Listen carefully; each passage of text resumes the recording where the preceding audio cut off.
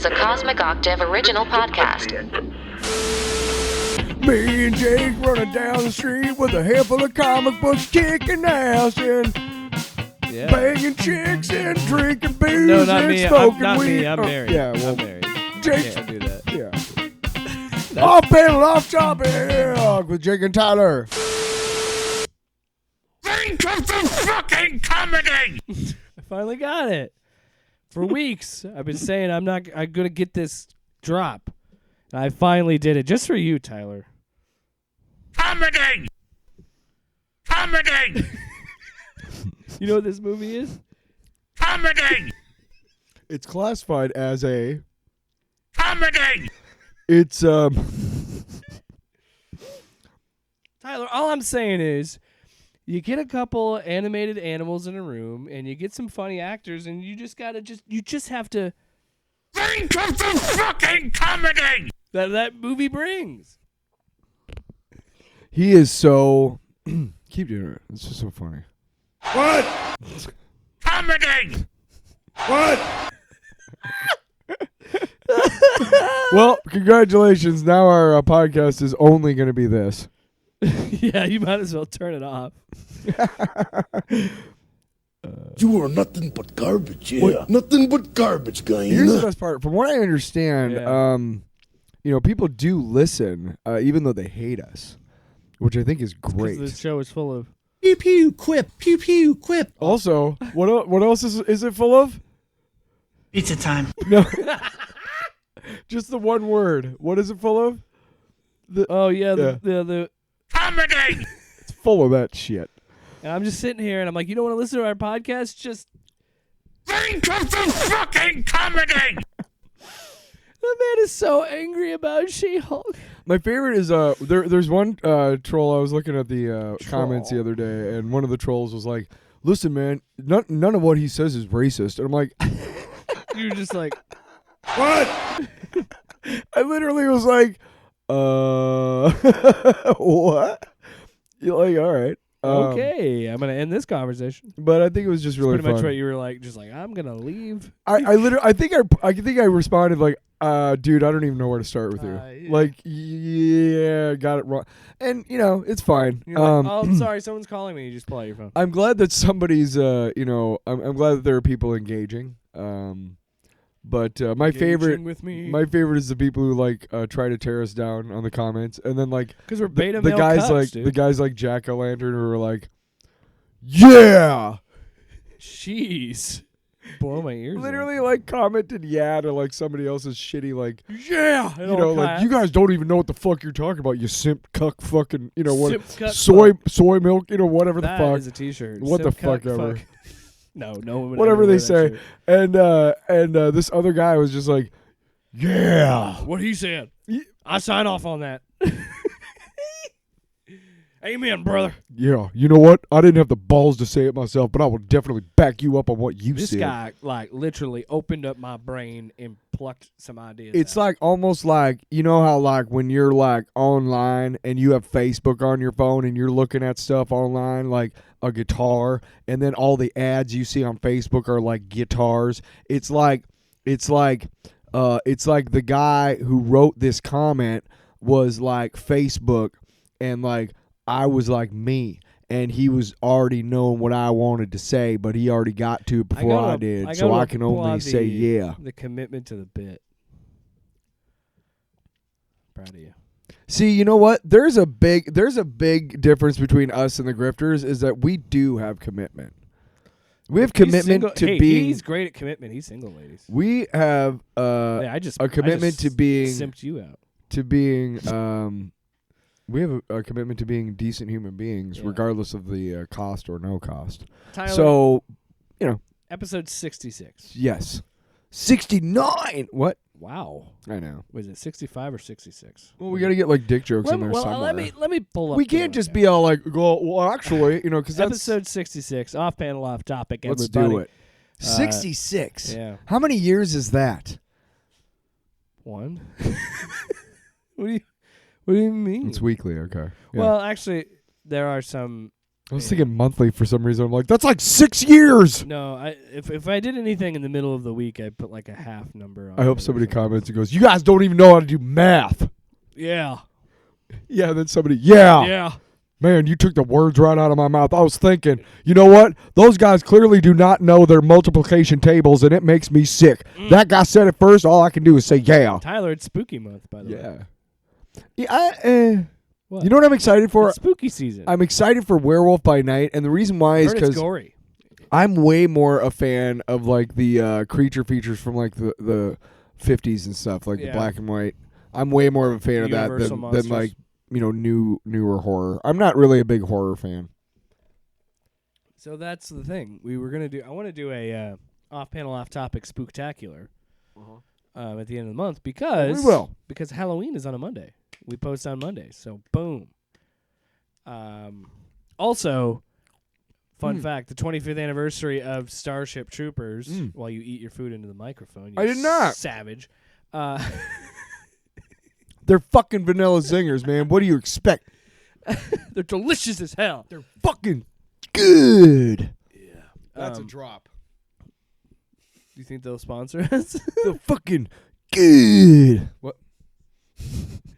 I lost my train. No. It's not even. The Starship Troopers 25th anniversary. Yeah, it lands on a Monday, so perfectly.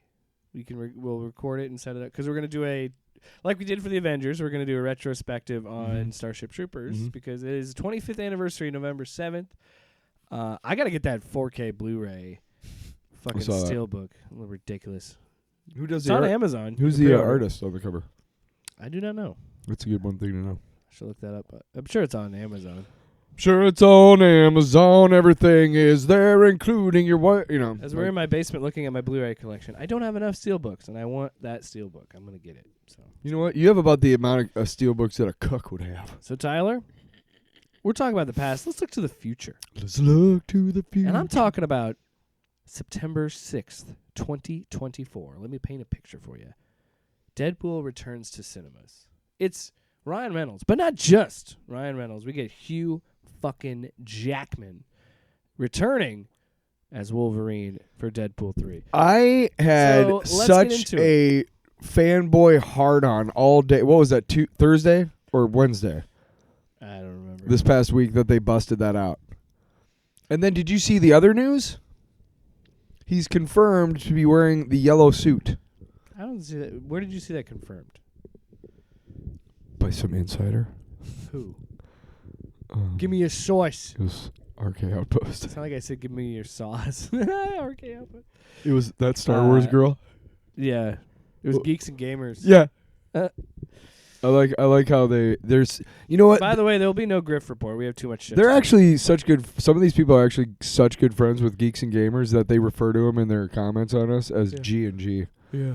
You know, hey man, I was hanging out at G and G's house. Let's talk about Deadpool. But so yellow costume.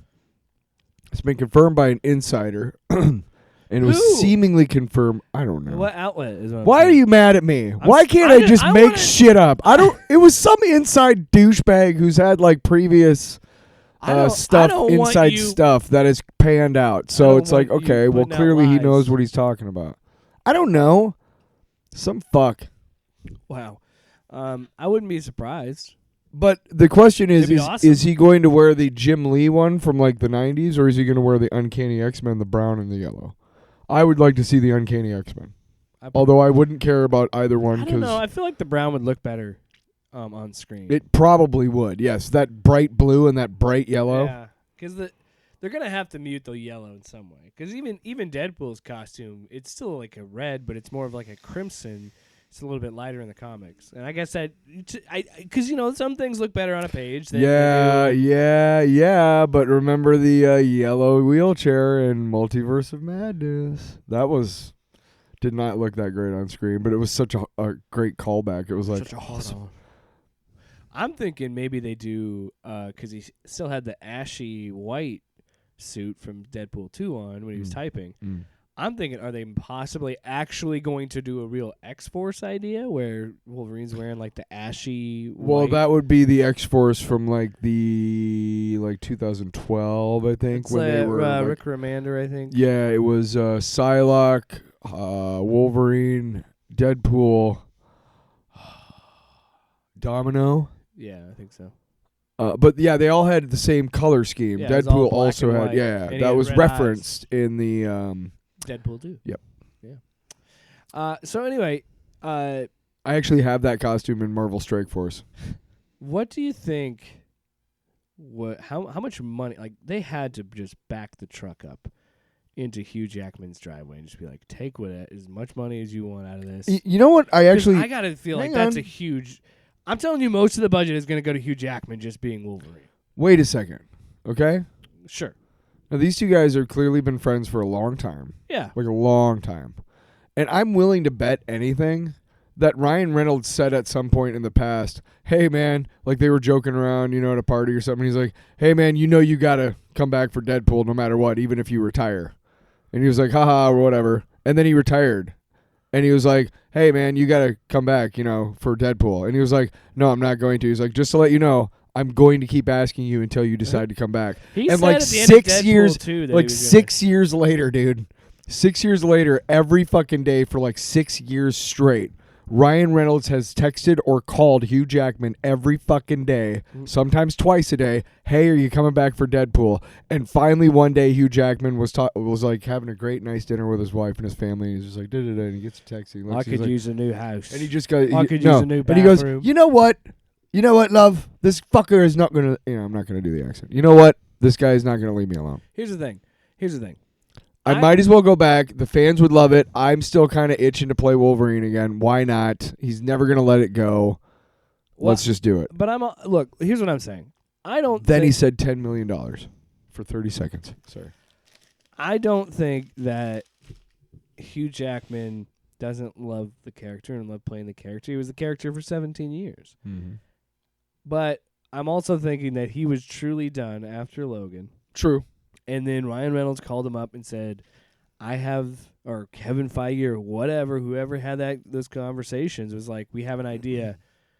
Because I think it's going to be a Secret Wars tie-in. I think Deadpool 3 is the catapult of completely killing the Fox X-Men and then bringing in the MCU X-Men. And the best way that we know it's a multiverse story is they said that it's not touching Logan. Logan is its own thing. Right. And I want to have another conversation about that after this. Okay. The other thing that I was going to say is that there is a fantastic, one of the better Deadpool stories is, I can't remember what it's called, but it's literally they take the original Secret Wars and then just insert Deadpool into it. Yeah. As if he was there during the original Secret Wars. I can't remember the story or what it's called. But it's fantastic. And honestly, that would be a really cool way to tie it in. To be like, because Wolverine, the original Wolverine or whatever, was in the Secret Wars. So here's my explanation for this. I think I'm going to look it up. And I think this is smart. I think Deadpool 3 is going to keep its canon. So he's still going to have Cable's device. Probably. And I think Cable, I think they would bring back, unless it's what we think, and Hugh Jackman is just too expensive, they can't bring back Josh Brolin. But I would love to see Cable in it too. That would be kind of funny. Yeah, that would be kind of funny though. But yeah, I think that somehow the device is going to get wonky and it's going to rip open a multiverse, and it's going to be what we kind of thought Doctor Strange might be with Multiverse of Madness, where this is literally going to be like them going on a multiversal adventure. Right. And I think that's probably how they're going to bring in the MCU. I think they're going to kill off all the Fox X-Men and bring in the MCU X-Men. Sorry. I love you. What are you looking up? Is it important? Yes, I wanted to know. It's called Deadpool Secret Wars, I think. Jeez Louise. Deadpool Secret Wars. And like it's a 1-4, and they literally just, I think. I don't know. Maybe it's part of the secret. I don't know. Why don't you just have me look it up? I'm right here. You know what? I guess you're so much more mathematically inclined. What?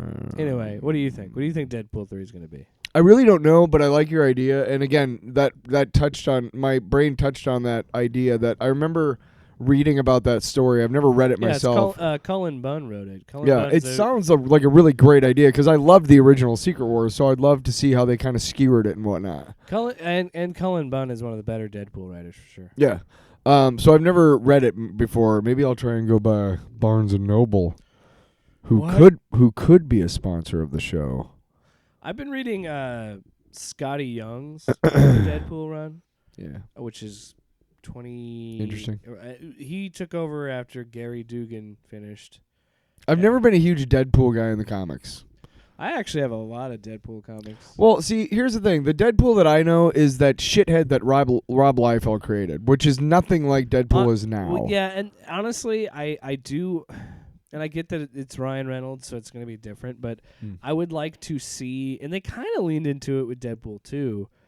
But I like it when Deadpool does try and do a little bit more deeper subtext. Where, I mean, sure, I love Deadpool fucking eating chimichangas, murdering people, and doing... I love that about him, too, and cracking jokes. But, like, Dugan has one of the best... Deadpool arcs, and it's the good, the bad, the ugly, and it's a story about him finding out he has a daughter, and it is him, Wolverine, in Captain America, and they're infiltrating this base, and I think it ties back to World War II and Cap and Wolverine being there because they were war buddies and whatever, and like it's just a lot weightier themes than you'd expect in a Deadpool story. For a long time, that X-Men comic was worth a lot of money. But I think this could be a cool thing like that too. But at the same time, I like the idea of it being just fucking wacky and they're just pulling in the MCU X-Men. Yeah. And I think it's... And then we'll have this question too, because this has been floating around. Do you think this tarnishes Logan's legacy? Do you think it tarnishes Wolverine's legacy a little bit, where we have this big emotional movie that... feels like an incredible send-off to a character, but now we got this. Here's the thing. I don't think he's going to be Wolverine anymore. I think this is it, yeah. I mean, maybe he'll cameo in Secret Wars. I think we're lucky to have him, and we should act like it. We're lucky to have him back for one more he's shot. Alive to do it, yeah. Yeah, we're lucky to have him back because, he said he wasn't going to, but Ryan Reynolds convinced him somehow. And, hey, we're lucky to have him back, and I think Deadpool 3 is going to be great no matter what it is. I mean, because... I think Ryan Reynolds knows enough about the character and stuff and has had such a hand in both the other two movies that he's not going to let the third one be like a clunker. And Feige won't either. But I do think they're going to give him a longer leash than other artists or creative teams have gotten. Yeah. But and they said early on that they still want to make it R-rated, and they want to keep. But they still have to kind of run everything by Feige because it is part of a larger arc. That was one of the deals. Is Deadpool coming to the MCU? Sure. Can we have Deadpool be the way he is? Sure. But you gotta fucking tie him into the MCU. Okay. Missed opportunities. Why? Yeah, well, that's what I'm saying. Like, I totally agree with you. And I'm just throwing my hands up because I'm like, we talked about this months ago on this show. Where we said, like, why not make these other Marvel-affiliated studios to give hints to parents and have the more mature shit? Yeah. So I was like, Werewolf by Night would have been a great example to put, like, the Marvel Knights label. And then the Deadpool movie. Or even have Deadpool 3 launch the Marvel Knights. The Marvel Zombies animated show is going to be TVMA rated. Right. And that's why I'm... The only reason Werewolf by Night is not is because it's in black and white. That's what the director said. And that's all the blood is... black and white or gray. Also, did you know the guy that made Werewolf by Night is the composer for the Batman? I knew his name. I recognized his name, and I was like, I don't think he's directed anything else, but I recognized the name. So that's interesting. Yeah, he was great for that movie, man. The Batman? Yeah. Yeah, he's done other stuff, too. What else has he done? I think he did It. The It remakes, but I could be wrong. I really like, we'll get to it later, but I really like the music in Andor so far. But I agree with you. I don't think it tarnishes Wolverine's legacy because it's a fucking comic book character. And it's a one-off probably. And we have now, the MCU has now said out loud, there's a multiverse. Yep. So just like in the comics, this could just be, I look at it as it's continuing Deadpool's arc, but it's just a team-up book. That's all it is. Yeah. And it's a team-up book, and Fucking you know what? Wolverine's going to go off and do his you know shit. how great if they could throw Spider-Man in there too. I know, but that's Oh my god. but that's one of the reasons I loved Thor Ragnarok so much, because that was the first time that we saw these guys have a buddy movie and guys hang out together outside of being the Avengers. And I would like to see more of that. I wanted Falcon and Winter Soldier to be that, and it probably would have been that if it were a movie. There, I said it. So speaking of other news and movies as opposed to TV shows, and to wrap it up, we'll segue into the next topic, because I think, put your tinfoil hats on, I think this news that about the Michigan officials were paid. That this news about Deadpool 3 came out when it did because there was bad news coming out about Blade. And Marvel Studios wanted to be like, don't look at Blade, Wolverine's back. Like, you know what I mean? Because why else would they announce it? They should have announced that at D3 unless the deal wasn't through. But I'm just saying, it, to me, makes sense that the Deadpool 3 announcement was damage control because of all the drama. Imagine a world. How am I crazy? No, I don't think you're... Think of the fucking comedy! Jesus. Calm down. Seriously. Comedy! He's going to have a fucking stroke. You know, I can't say who he really reminds me of. You play it or Dang what? it. Comedy! Fucking bullshit fucking soundboard. All right. Yeah, So, yeah, Blade. In trouble. Dun, dun, dun, dun. I was going to go to Armor Wars. We'll get to that, though. But Blade. Yeah. Well, again, we'll talk about... Lost writer and It's all- director. I think it's all tied together. I think it all ties together. Lost writer and director. And you know why Armor Wars was made a movie, probably, right? Is what you're going to say is because Blade's in trouble and it's not going to come out when it's supposed to. Let me just talk about Blade. God. But you're right. Yeah, I fucking read Why are you trying to rush the show? I wasn't rushing anything. Oh, you're teasing. You're teasing him too hard. Teasing him too hard. I'll drink your blood. I fucking know, whoa, Alex. Whoa. Well, Comedy! yeah, that's what that is. So, yeah. Blade is in trouble because they lost the director and they were supposed to film in a couple weeks. I think they were supposed to start filming in, like, November. Maybe late October, early November. I thought you were going to say Les Mis. And this movie's supposed to come out next November. Yeah. So this is interesting. There's some rumors saying that Mahershala Ali is frustrated with the process. He's not liking what's going on. I read that he was upset with the low quality fight scenes. There's only 2, allegedly. Or the lack script of is only maybe 90 pages long, which an hour generally, script writing is a page is about a minute on screen. So about 90-minute movie. So if you're talking about somebody bringing a first draft that's like 260 pages long, you're like, that's long. So now I'm also hearing there's also other rumors coming out, and this is according to comicbookmovie.com. So I don't know how credible this is. That's why I say it's a rumor. Yeah. Those guys. But there's a rumor that Moon Knight and X-Men 97 writer Bo DeMeo I heard that. is rumored to be overhauling the screenplay. Yeah. Which, again, this is what makes... I can understand people panicking and thinking that this movie is in trouble. But as someone who's watched a lot of making-of documentaries for a lot of big movies, most movies come out with bubble gum and duct tape. So there's no reason to panic.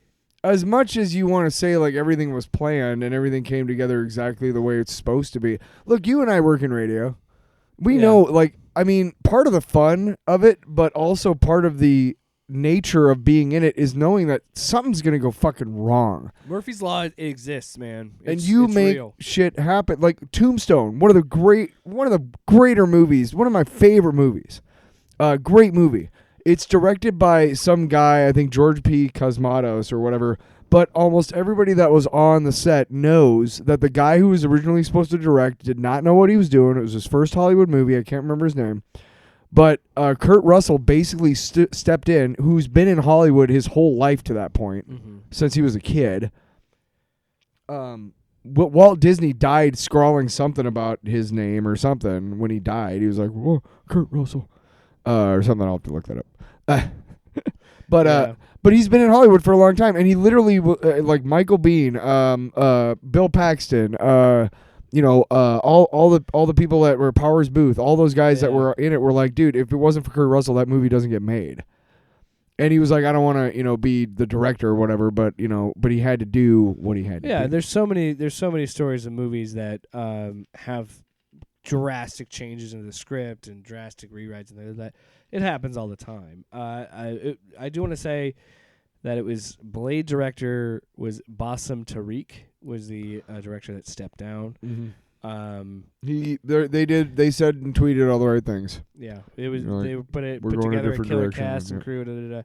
Well, what I think. So we said that Mahershala. I always second guess myself. Like I didn't say it right, but Mahershala Ali is said to have grown frustrated with the process. He reiterated that Marvel Studios president Kevin Feige is simply spread too thin, and this is from the article. That's hardly a surprise with the multiverse saga playing out pretty much half the time the Infinity Saga, and I think that we're seeing a lot of. We saw it with the visual effects artists speaking out over the summer. I think we're starting to see it now more with directors. They are producing these things too quick, and I think look, you could argue and say, look, I keep saying, look, you could argue that they're the director, and you know what? If the studio has a release date, I'll make it and get it done in that time. I can't promise it's good. It's the studio's fault. They put that deadline on me. Yeah. But then you get labeled as the bad guy as the director, and then you're like, well, he's unprofessional. And it's like, I mean, shit, you look at, was it John Watts was the guy who did the MCU Spider-Man movies? Yep. He left Fantastic Four because he's like, I cannot make this movie in the schedule that they want. And he was burnt out. And I was like, yeah, no shit. You made 3 blockbuster movies, and the third one bringing together generations of Spider-Man storytelling. Of course you're going to be fucking tired. That's like when the Bills made to 4 Super Bowls in the 90s in a row. It's like people don't realize that they were pretty much playing all year round almost. So I mean, spring camp started probably 2 or 3 months after the Super Bowl, maybe 2. So I mean, it's the same thing with blockbusters. I mean, you go from one to the other, you don't have time to slow down. Right, Jesus fucking Christ! I'm not surprised if some directors. You will have nightmares of actors screaming at you and peeing in a cup and throwing it at your face. That's a big nod to Chinatown. Yeah. So Bo DeMayo is rumored to come in and kind of just rewrite the whole thing. It says, and again, this is rumor. Rebuilding Blade's story from the ground up following Stacey Kufor's. I'm sorry if I'm mispronouncing that. She was one of the writers on Watchmen, so that's kind of shocking that one of the writers on Watchmen has a bad script. No, that was a well-written show, so I don't. I don't think that was. I don't think saying it was a bad script. Maybe just not either. The script that they wanted. Now, probably what's going on is Mahershala Ali heard it, or was like, okay, I'm gonna trust the process and let this kind of bear out. But here's some ideas I have, and and they tried to incorporate as best they could, but they maybe didn't, and maybe, for whatever reason, he was expecting hey, you guys have had this and come back with something that is gonna blow the doors off, and they came back with something that was underwhelming. Okay, wait a second, this is Blade's introduction to the MCU.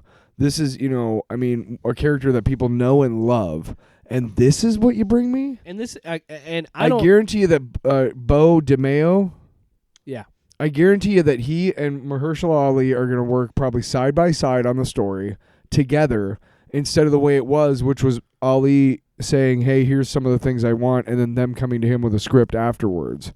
I think it's going to be better. And you know what? It probably is why Armor Wars is now a movie instead of a TV show, because next November, guess what's going to replace Blade? Well, anyway. Is there a fucking fly down here? There is. Jeez. I'm going to kill it. Dude, please. Take that negative energy somewhere else. No. At first I was like, damn, that sucks to think that they lost the director so close to when they want to shoot. But again, this stuff happens all the time. I mean, shit, Back to the Future, famously, everybody knows that story that they recast a month into shooting. So shit like this happens. I just hope that they don't make it PG-13. Because let's be honest, and I know they've done a ton of work putting him in the main. Maybe that's why he didn't like the script. Go ahead. I know they've done a ton of work putting him in the so main pissed. canon or whatever. But no, I guarantee you, most kids don't give a fuck about Blade. Blade is much popular with an older crowd because of when the movies came out. They came out in the late 90s, early 2000s. Maybe that's why he didn't like the script, because the script writers were told to shoot for PG-13, and he was like, "Fuck you." Maybe, and again, and he finally got a hold of Feige and said, "Dude, we need a R Marvel or nothing," and he was like, "Fine, Marvel Knights or Marvel something, and make darker movies. Just do it. Who's stopping you?" You just want revenge porn. No, I just want Blade to actually fight vampires because, in my opinion, if you're going to make a vampire movie, it better be rated R. You better show some blood. You better show some violence because otherwise, currently in the comics, now, not currently, probably about like within the last couple of months, because there's Judgment Day going on right now in the comics, which I don't give a shit about, big crossover or whatever. It's Eternals and X-Men and Avengers. Axe. It's Axe. It's Axe body spray, and it sucks just like it. Okay. Judgment Day body spray. Judgment Day body spray. We're going to tell you it's going to get you chicks, but it's just going to make you smell like a douche. You know what we need to do after this show? What? We need to make that a jingle. That's a TikTok right there. Judgment Day. Judgment Day. Body spray. Body spray. It's X Judgment Day from Marvel. Yeah, you want to get laid on Judgment Day. You want to get laid. Try some Judgment Day. Body spray. Body spray. Spray it up. Lather yourself. Spray it down. Uh-huh. Spray it around. Something tells me Marvel's not calling. But anyway, Blade in the main comics, in the main continuity. Well, okay, so right now there's a dead Celestial in the middle of the Earth in the MCU. And in the comics, there's a dead hollow Celestial, which, again, the scale is vastly different in the comics, I think, because Celestials are not, like, as big as the planet. They're bigger. No, they're smaller. Yeah, in they the go comics. into the planet, you know. Well, no, I'm saying like that's not a thing in the comics how they're born. Anyway, whatever. But they're smaller, but I mean they're still huge. They hollowed out a Celestial and they made it Avengers like Mountain or whatever in the comics. So I have a feeling that something similar is going to happen in the MCU some way somehow. That Celestial is going to become like the new Avengers headquarters or whatever after Armor Wars like probably ruins Avengers, whatever the compound. Yeah. Probably somehow that's going to happen. It's got to happen every movie. Just the New World Order is going to force them somehow to get into the Celestial that's trapped in the Earth. And by the time the Eternals and everything comes back, that's going to be going on out in the world. And by the time they come back to judge humanity, the Avengers are going to be in the Celestial. And the, what is it? What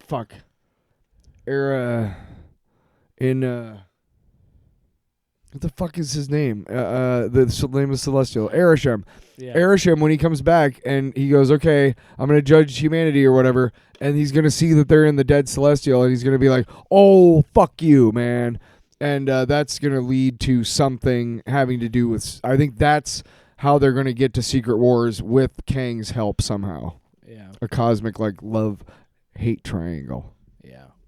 Dirty. But that's, I totally see that happening. Don't you think? Something will happen in the New World Order that'll cause, what? I'm getting so mad because I need to remember before that movie comes out to get the drop. I got to play the wrestling theme song, NWO. New World Order. Because you were literally making what is it? You were making gestures like you were pissed that I kept talking or something. No, I was just pissed that I didn't think to get. Sometimes I just read your signals. Or wrong. at least Alex Jones saying New World Order.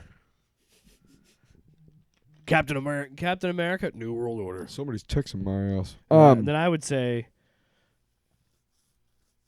seriously? Really? Come on, dude. You're failing me, soundboard. Jesus. Wow. Are we waiting for an ad? Nothing but garbage, Yeah, you Nothing are. but garbage, guy. Soundboard. Come Comedy! Jesus, Joke's thank you dead. so fucking Joke's much. dead, you yeah, ruined you the- fuck. Comedy! Is gone. And I'm just sitting here thinking. Think of the fucking comedy! We're trying to create some, but you can't get your ass gear and stuff. All right, let's talk about Okay. Armor Wars. Because now, Mm-hmm. with all the Blade news, you're kind of questioning. You get the Deadpool news. They're like, well, everybody needs to stop thinking about Blade. Let's give them some things to be excited about. And honestly, I think this is a good sign. I think Disney is learning. And I think they should have done this a long time ago. So anyway, this is from... We've talked about this is before. this is from Marvel's website. As announced by The Hollywood Reporter, Marvel Studios' upcoming Armor Wars... Jesus, man. Comedy! All right. So Marvel Studios' upcoming Armor Wars, Yes. which was slated to be a series on Disney Plus, with Cheadle reprising his longtime role as James Rhodey Rhodes, a.k.a. War Machine, is now making the jump to a theatrical release. According to The Hollywood Reporter, during the development process of the series, it was decided that the story being told was better suited for a feature film rather than a Disney Plus series.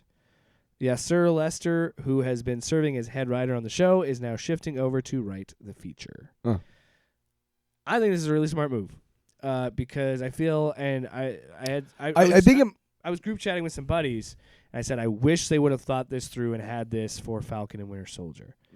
Because to me, that is a movie that felt better that is a series that felt as if it should have just been a movie, and that was truly. Honestly, a couple of them I did feel that way, to be honest. But so I don't know. It seems like they're learning. It seems like maybe they're starting to understand that the 6-episode model doesn't work every time. Well, I mean, my thing is, look, I think we've kind of hit the nail on the head. And honestly didn't occur to me till we started recording today that, hey, yeah, maybe that's the reason why part of the reason why they've turned Armor Wars into a movie is to fill that hole, which inevitably is going to be where Blade's supposed to be. Because let's face it, right? You can't. Well, I mean, if the you rewrites can't film in a couple weeks, I don't think. Yeah, if the rewrites are like page 1 rewrites, you're not going to have time to. That's what I figured. that. And that could be part of it, but also part of it could be, the story's going to be better told in a movie format.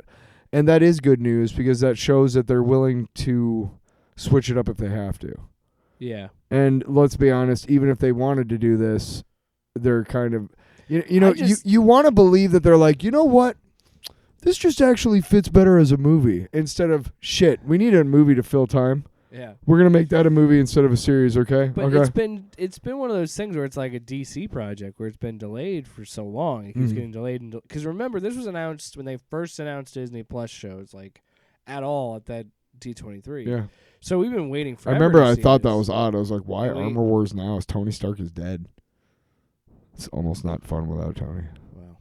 No, I actually do want to see. I am excited for Armor Wars because I think it's been so long since we've been with the Stark side of the Avengers. Because we've got Stark. See what I mean? Is like, so now we kind of have an idea of Thor's legacy, what he's going to be doing. We now know that, Sam is the new Cap. We've got a new Black Widow. We've got a new Hawkeye. So we gonna have a new haven't Hulk, kind seen of. Rhodey kind of step into the Tony Stark technology. Yeah, we've only really seen him in 2, really. Iron Man 2. In Iron Man 3, he didn't really have much of a role. I mean, he had a big part in Infinity War and right. Endgame and Civil War. But I mean, in terms of really focusing on Rhodey, Just him, yeah. Honestly, really not since Iron Man 2, and that was Cheadle's first foray as Rhodey.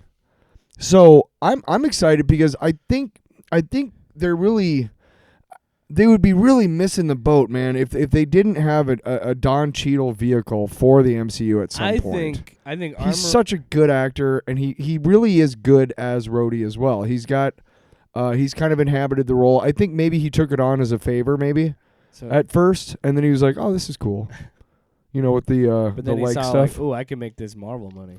Well, that too, but also the arc, the character arc and stuff. That did happen. I think they should have killed him in Civil War. Personally, I think that would have been much more impactful.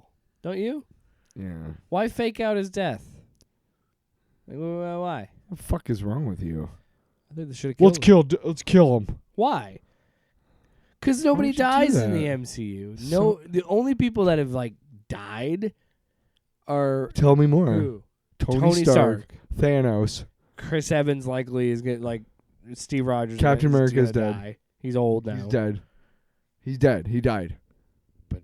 I'm just saying. Captain Carter. Peggy Carter's feel dead. like there would've Peggy been Carter. so much- 'cause Peggy. dude, Peggy Carter's dead. Narratively, Peggy Carter's dead. narratively, hear me out. Artem Zola's dead. Shut up. Narratively, hear me out. Okay, fucker. Peggy Carter. So Civil War happens. He dies in that moment. Then you see Tony at his lowest point. He loses his best friend, and then he finds out his other best friend was protecting a dude who killed his mom. Yeah, if they would have thought, okay, probably That hit, would be so much more impactful, would it not? probably hit too close to home for him. But I'm kind of disappointed that they never went down the road. They started to, and then they backed way off. They never went down the road of Tony's alcoholism. Yeah. I'm kind of disappointed that they never. They did a little bit in 2. They started to, and then it was like just literally written off the next day And then because it he was was- eating donuts. And then, yeah, Iron Man 3 was more about his panic attacks and stuff like that. Whatever. PTSD from the What fight. the fuck ever. What? What the fuck ever. No. No. That being said, Yeah. I'm excited. Yeah, it's it'll be fun. interesting. That being, I think it's cool again because we get to go back to the Stark part of the Stark! MCU, Yeah. which is crazy to think that we've got to this point where like I'm just imagining it. Do you like, remember the end of Avengers when like it said Stark Tower on it like at the beginning of the movie, and it then was like by the end Avengers of it it's Tower. just an A, and it's the perfect A from like the Avengers thing, and you're just like, yeah, woo, you know? Yeah, Remember that? those were the days. Remember when the MCU could still surprise us? It still can, still will. Oh. Oh yeah, it's a beautiful time to be alive. But that being said, I'm interested. I'm really hoping we're gonna get we're gonna rename it from Armor Wars to War Machine: Next Time Baby, and it's a multiverse movie where Terrence Howard comes through the portal.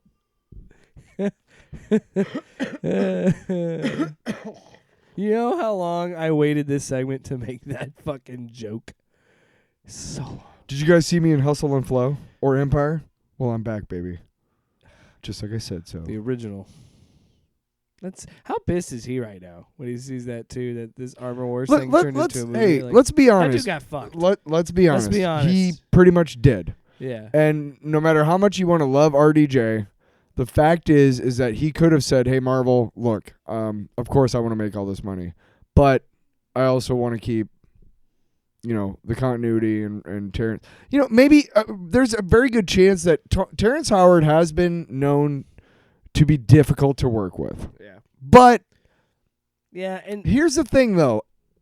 The reason why I don't give that weight every time I hear it, I feel like everybody could be difficult. right, and also the fact that he's a black man in Hollywood, I'm not going to lie. I'm willing to bet there are some people that say he's difficult to work with, and he's simply requesting that he be treated with respect or whatever, So yeah. and because of that, like some people. So Yeah, because that happens all the time. I don't doubt that there are legitimate, he's difficult to work with, but I'm willing to bet that more of it, more often than not, is based on either the reputation that he has Yeah. or the fact that he's simply not comfortable being treated like cattle, like a lot of actors are. It kind of also. He wants what he wants, Well, and some people I'm just- say you're difficult if you want that. I'm just saying. Women that who we're try and spending- make waves in the business community are labeled difficult. I'm just saying. I made a mistake. I did not want to veer completely into talking about Terrence Howard here. No, because- we don't have to. Well, no, it's fine. I'm just saying that it just kind of shows you how much he got fucked because now they're giving Rhodey his own movie and they're doing something with Rhodey. Up to this point, the we have character. not busted out our SJW full colors, so it's good that we got that Yes. chance. But well, People I expect did- it of us now. I'm glad that you did talk about it because I do agree with you. I think that it happens all the time where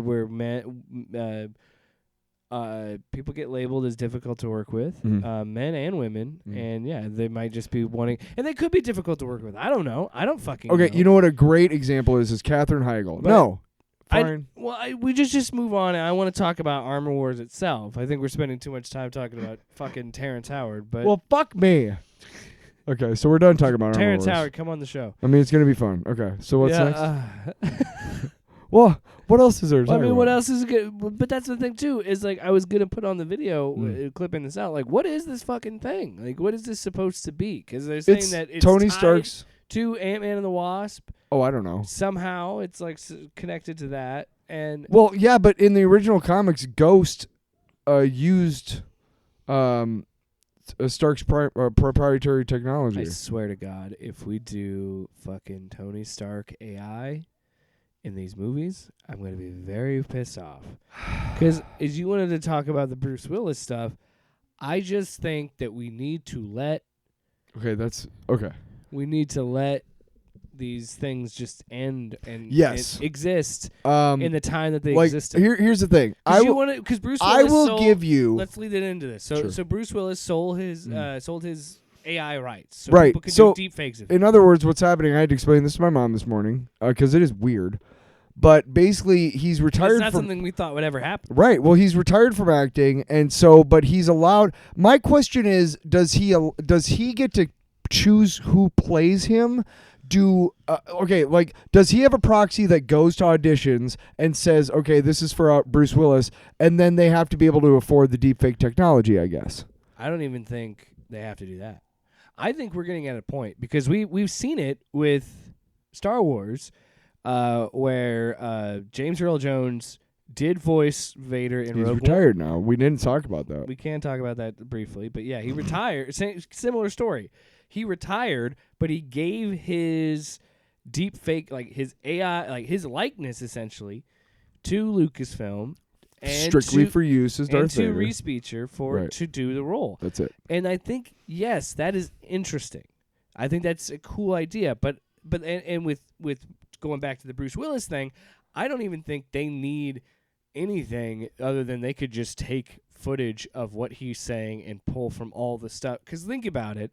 Because the way I heard it, they've already built tech like this, right? But the way I heard it is that they did it with Joe Rogan podcast. They're gonna have to have a guy in place acting for Bruce Willis, and then in post production they'll add right. So that's what they did for Paul Walker when he passed away. It was his brother's body, and they deep faked his face on. Right. Okay, but I don't think they're just gonna use. I don't know. What, you don't think there's going to be an actor in there? So you're saying there would be a body double that would deep... I don't understand either because it's weird. Yeah, it is. Because there is some amazing deep fake technology out there. And with I think it's called Respeech or Respeecher or whatever. The company that does the Vader voice for... The Vader voice, yeah. For Star Wars and Lucasfilm, I think they've done a really good job. And we also, Top Gun Maverick, I have not seen this movie, but Val Kilmer cannot talk. But his son sounds remarkably like him. So why can't Val Kilmer talk? He had throat cancer, and he lost his vocal cord. Or he can talk, but it takes a lot of effort to do it. And it's explained. I have not watched it. I need to. Huh. It's just called Val. It's a documentary on Amazon. Yeah, it's really good. What I've heard. I have not seen it. Whatever. But they were able to take his son's voice and use it and use their technology and put different modulars or different magic. I mean, it's a lot of boring stuff. For me, I find it interesting just to understand the process. I think it's like interesting. The different I want to know techniques used, but essentially they blended his son's voice with his voice with an AI sample of his voice. And so I mean, so he could talk. The way you're talking, great. The way you're talking, I didn't finish what I was saying. Well, what are you talking? I'm done. Explain. Continue. I don't think we need to know the process. It's like are you the Darth fucking kidding me? No, with it's the like the Darth Vader. No. You fucker. You were talking about Terrence Howard for 10 minutes. But Jesus. Here's what I want to ask you. But we defend Terrence Howard. If it goes the way you're thinking, yes.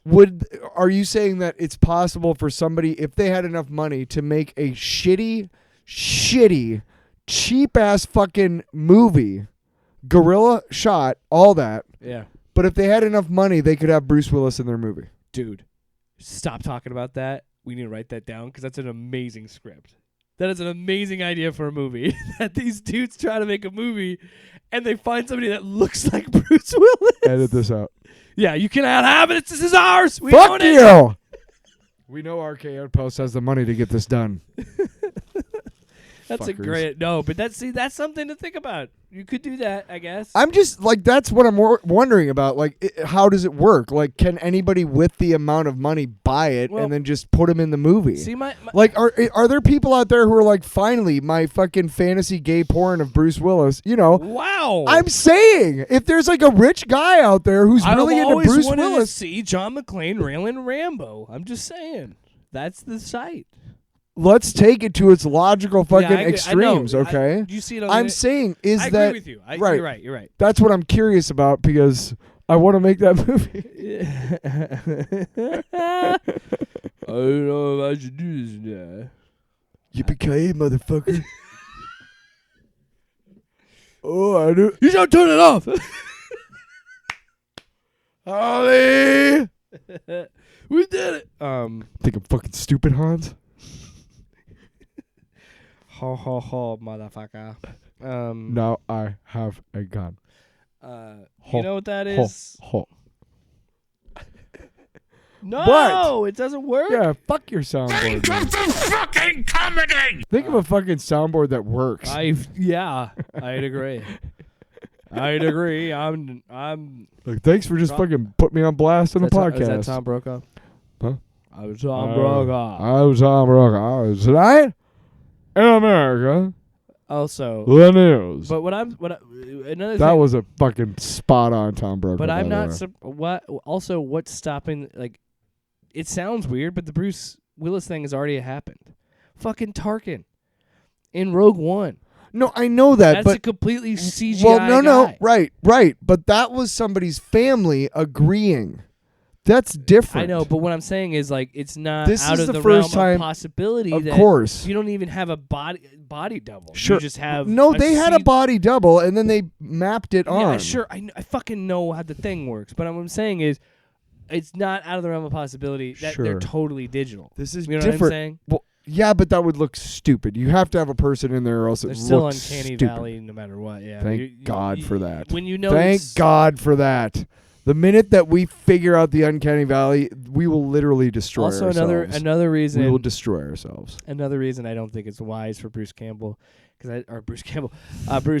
because I don't think that we have gotten deepfake technology can be really good, but we still haven't seen really, really believable. There's still that uncanny valley. Yeah, and that's Whenever good. So you know what I mean. But here's what I'm saying.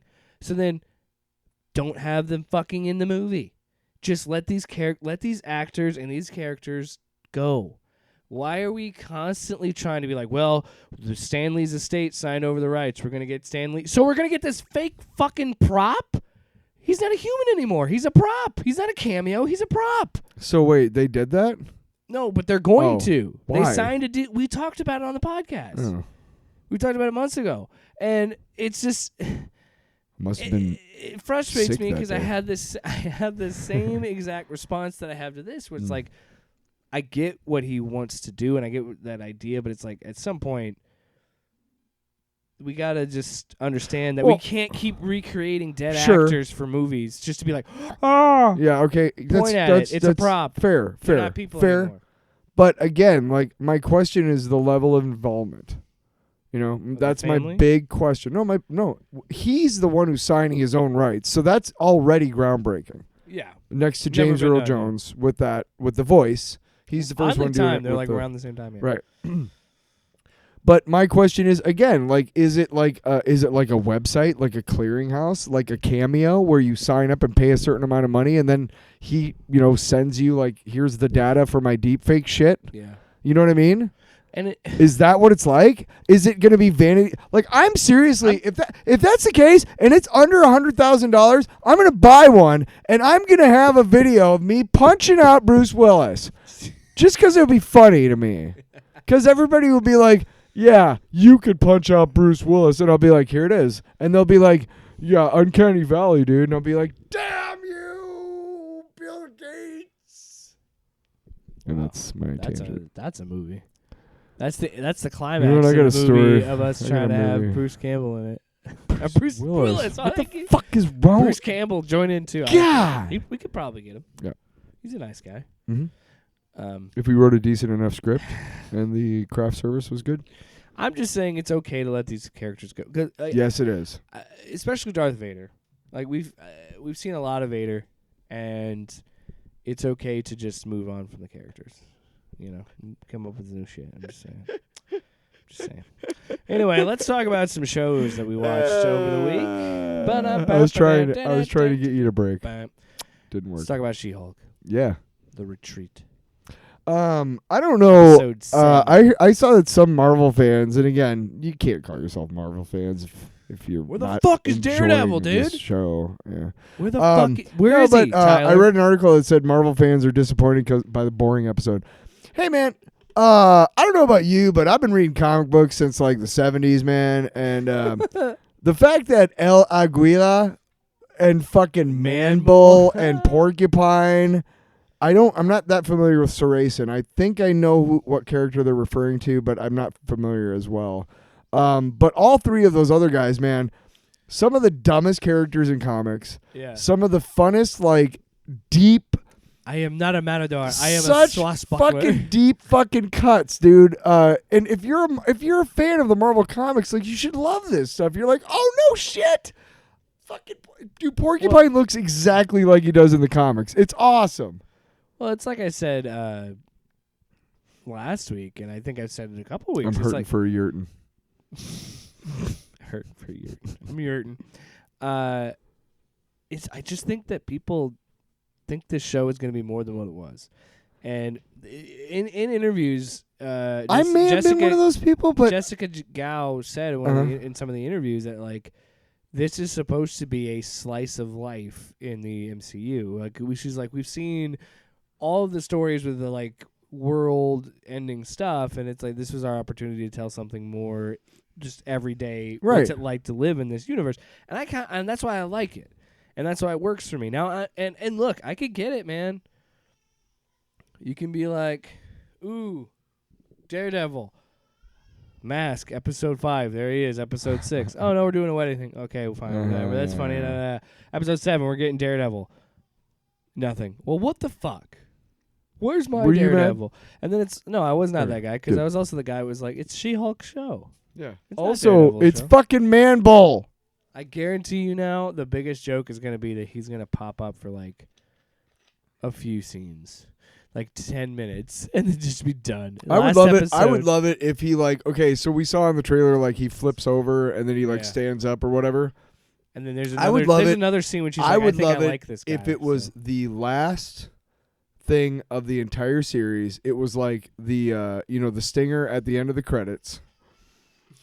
You know what I mean? That's it. That's all. She's walking to her car at night or something, and he's like, and he just comes out of nowhere and is like, "We gotta talk." Just like, whoa, like, oh, so many fucks would be triggered, dude. That's what it's gonna be now. I'm telling you. What is going on now? I'm telling you. Good. Somebody I know is shitting in my pants. Somebody shit in my pants. I thought it was. Yeah, it could be considered a slower episode, but I think it was a big character developing episode. Where first of all, it she's coming to terms. Yes, and what have we been talking about this entire time? About the show and what the driving force behind it is. It is the exact opposite. Yeah, yes, of learning to that She-Hulk is more liked, and like because people like Bruce Banner, people don't like the Hulk, people don't like Jen Walters. They love She-Hulk. She's the athletic, popular girl, and I get to turn into What her. have we been talking about every fucking week about this show? I knew what this show was going to be about. And that's why we like it, because we got it. Dude, go back to last week, wedding. Every time she tries to just be Jen, she can't. Because then Titania shows up and wants to fight, and she's like, well, fuck, now I got to Well, now we find out that Josh is a fucking asshole. That prick. Son of a bitch. You touching my Titana? Sorry, not mine. But ours. She's ours. We got her back. Tatiana? Yeah, Maslany. Oh. See, that's the problem with having an actress be Tatiana and then a character be Titania. It's very confusing. Yeah, no, No, I watched no. that. And I thought it was funny. I should say we got Jen Walters back. I watched it with. Because she's playing the character. I watched it with Ashley, and I was like, what if? Because she had mentioned it to me. She's like, I think Eric might be a spy, and I was like, before we started watching it, I go, Eric's gonna be a spy. I feel like this could be. Yeah, I think you're right. And then sure enough, motherfucker, he's got her blood now. Now they're gonna try and make more Hulks. I really liked how the wrecker showed up. That makes a lot more sense because. How did he get? Well, first of all, he does get the crowbar from Enchantress in the comics. Yeah. I know Absorbing Man also gets. I'm not sure if it's Enchantress who gives him her powers. His powers. I got caught up on those damn pronouns again. What is this world coming to? Remember when I could? Remember I could just say him and her? Damn it! Even though I still can. Man! Bullshit. Forget being embarrassed for a moment or two every couple of weeks. I want to make sure people... Anyway, let me get off my soapbox. What was I talking about? Androids in the crowbar. I really like how they kind of showed more of that in the episode so that I could see it again because I don't think I noticed that the first time. Oh, and you know what else? I heard her say Asgardian construction worker, which is a reference to Sigurd Jarlsson. No, I heard her say that. I know, but I also, we talked about that in the other episode. Right, when we reviewed the episode, it finally hit me because you kind of brought it to my attention like, oh, yeah, okay, shit. Yeah, that happened. Yeah, look at that. Yeah, it did happen. But it's a reference to Sigurd Jarlsson, which was one of Thor's nicknames when he was on Earth. He was a construction worker in New York. Of course, that's because we had to make an alias for Thor. That's a reference to the Asgardian construction By the way, worker. that's the best thing the movies have done. It's just been like, fuck it, he's Thor. Why do we even bother with the Donald Blake thing? He's Thor. Why did he? To be honest, yeah, it would really clutter the fucking movies up because you'd have to have a different actor play and then Don are they Blake. do the stupid? I can't use Mjolnir because I've been Donald Blake for too long. God, That's 30. stupid. It's 30 seconds. It was 30 seconds of the comic books. If I'm within 30 seconds of the fucking hammer, if I haven't touched the hammer in 30 seconds, I'm just Donald Blake again with a stick. Constantly just stroking Mjolnir. Like, so wait a second. So at 29 seconds, if you grab the stick, or if you grab. Like at 31 seconds, if you grab the stick, over. No more. Thor. Hang on. No, that's not it. If you grab the stick at 31 seconds, because it's a stick now, and you're just Don Blake and you're in space, can you just tap it on something and become Thor again, and then just not let go of it again? You fucking idiot! Why did you let go of it? Tyler, wrap it around your wrist. Tyler, you're literally proving how stupid the Donald Blake is. Wrap it around your damn wrist. I do appreciate in Ragnarok that he had the umbrella, like Donald Blake, but it wasn't. Yeah. That's the best part of it. Yeah. Anyway, excuse me. Wow. I really liked. I really did like the therapy session because it was really. It's so frustrating because so many people. And look. Are there moments in this show that can come off preachy? I could see that. Yes, we've talked about it. Yeah. I think that's fair. However, that's a fair criticism. I think because some of them think it's so anti-man that they don't realize how there are good men in this show. Pug is a great guy. Yeah.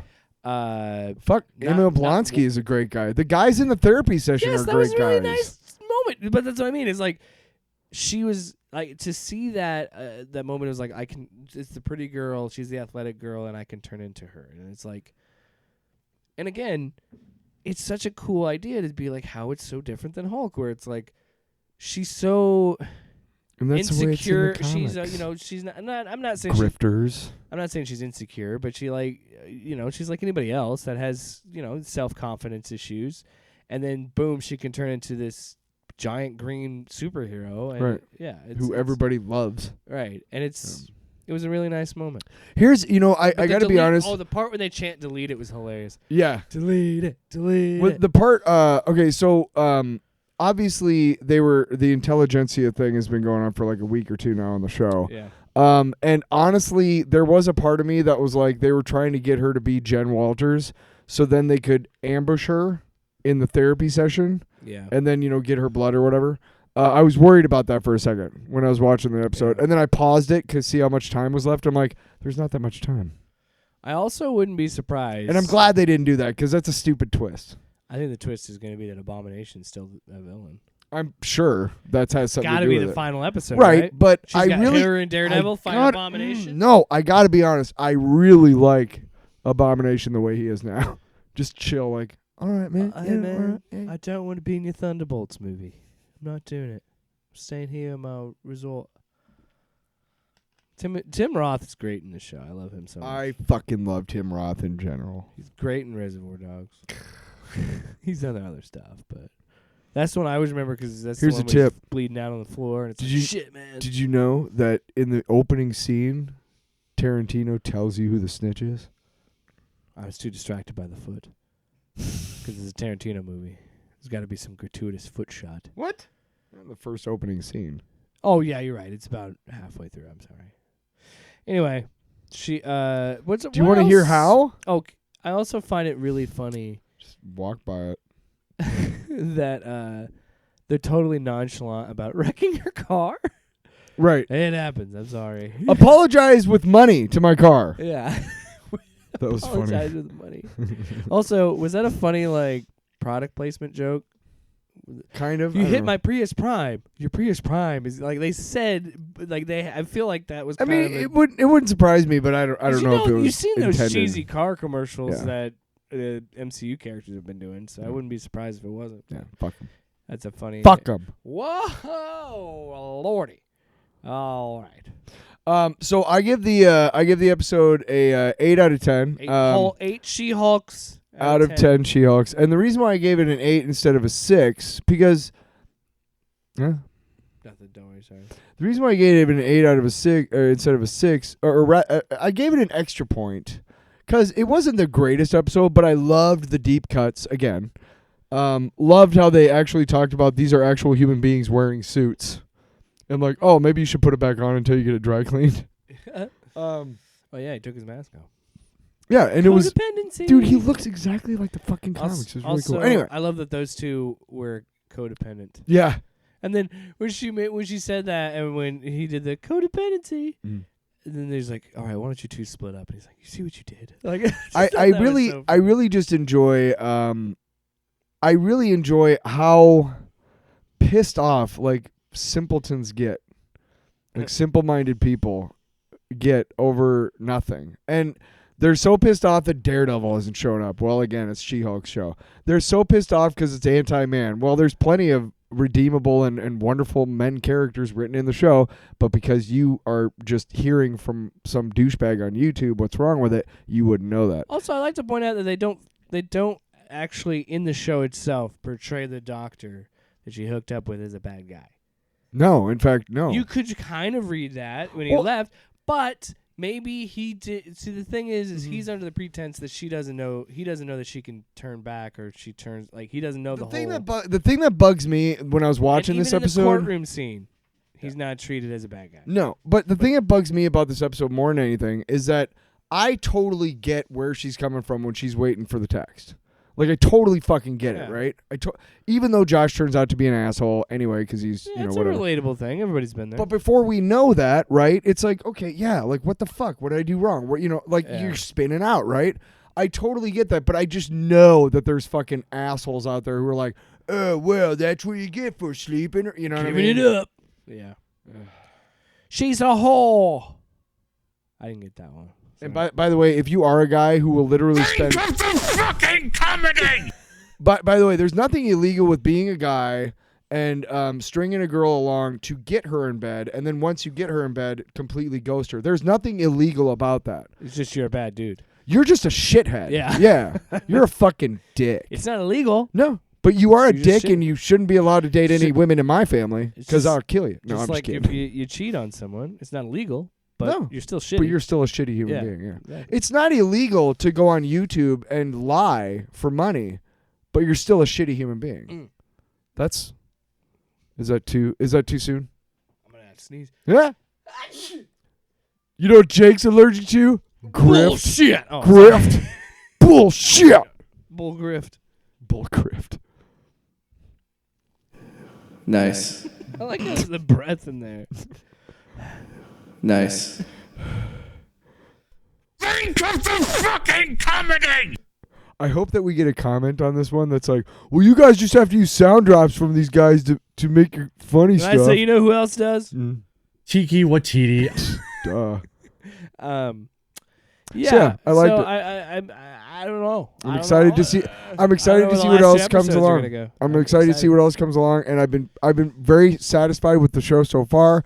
I think it hits all the notes of the character in the comics, all that. Okay. Big fan. Let's have a friendly wager. I bet that we will see. If we're gonna bet, I want your house. You're so cutthroat. I'm fucking going for it. I'll take the house. You saw me at your bachelor party. All right, everybody, Annie in 5 cents. I bet $1.50. Well, fuck.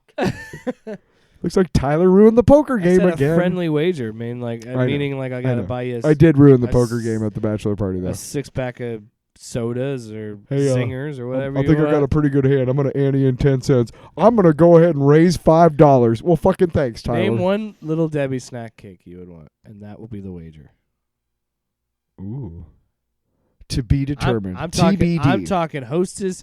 I'm talking TBD. Zebra. Because I'm not sure right now. You know, if I win, Anyway. it'll be yes. What's the friendly wager? You know what? We'll phrase it this way: a tasty treat. That's the wager. Our favorite Little Debbie snack cakes.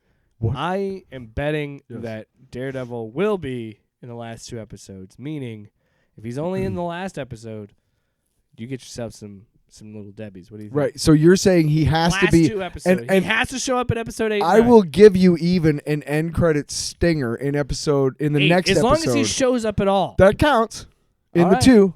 You know what I mean? All right, that's the wager. Because that's technically in the episode. Yeah, technically. So even if he doesn't show up till like the And- very end credit stinger. Oh yeah, right there. Hold on. I bet he doesn't show up until the end of the very last episode. Let's be dramatic. Tyler and I, we have cut each other's hands, I'll drink your blood. and that is the deal. No, but What? blood sacrifice. Extending my hand. Tyler's Why are we extending doing this? his. There's nobody seeing us. I'm narrating. I'm doing play-by-play of it, so they understand that we are shaking hands. Gentlemen's Don't agreement. touch me. Little Debbie wager. Matt Murdock. Wait, is it Matt Murdock or Daredevil? Which? Because now we can get real in the weeds on the bet, and we just pulled the draft. No. We got a DraftKings going here. Yeah, no. This is the way it's gonna go. Just Straight up. Matt Charlie Murdock Cox has to be in the episode. and or Daredevil. Sure, Matt Murdock and or Daredevil either one has to be in the episode. it has to have a presence, an on-screen presence Has to be there. in the last 2 episodes, both for you to win. And we will still count like an end credit stinger at the end of the next episode because that's still 2 and episodes. if he doesn't show up at all this next episode, you win. I bet that he doesn't show up till the very end of the last episode, and then it leads into his show because they're filming that. So right are now. you saying? Well, but so. It doesn't lead into a show, but the next time we see him, Well, we'll I be don't in think that there's a show. specific. The speculation really is, or the real wager is episode 8. So if he doesn't show up in episode 8, you win. I know. So gentleman's agreement. Little Debbie's wager. Little Debbie's wager. I said zebra cakes. What? Hostess. What? Oatmeal cream pie. Cosmic brownies. What? Ding dongs. What? Ho hos. What? Muffin sticks. What? Honey buns. What? Little bunt cakes. Think of the fucking comedy! All right, let's talk about Andor. No, I want to do that some more. Somebody has so- crashed their car because they're like, I can't listen to this shit anymore. God, fucking. Somebody's clicked off, written a nasty YouTube comment. You guys fucking suck. I hope so. I hope so. Bring it. No, because let's be honest. Like Let's unpack it. every time you comment on something, all you're telling me is that you listened and you watched. So joke's on you, because Jokes on you. We'll and take those And here's the thing: views. you got so upset over little stupid me and whatever saying and doing something that you had to comment. You just had to comment, and you couldn't be troubled with spelling just and looking at pronunciation. They're looking at their keyboard and they're like, I'll drink your blood. Pretty much. So Andor, did you catch up? Did you watch episodes? I did. I watched both 3 and 4 today, which is good because I just recording on Saturday. I really gotta have to be honest. This is one of the most powerful shows to me, and what it says is, I've talked about my struggles with anxiety and depression before, and sometimes when life has gotten me to the point where it's just as I've gotten older and whatnot, I kind of tend to want to withdraw from society, if you will. I tend to want to just stay inside the house and not go anywhere. And there have been times that I've thought about just running away and just, dropping my phone somewhere and just running away and never being found again. And the reason why I would never do that is because I wouldn't want anybody that cares about me to wonder what happened. Mm-hmm. To wonder if they did something, or to wonder, I couldn't do that. I think most people, I think a lot of people have had that feeling of like just throwing your phone away and just being away from everyone for a while. But Andor is something of it's dealing with goodbyes in such a way that it's really hit me hard, kind of. A little bit. The fact that he was basically taken away from Kenari, probably for the best for him, I'm sure. Planet, yeah. Sure.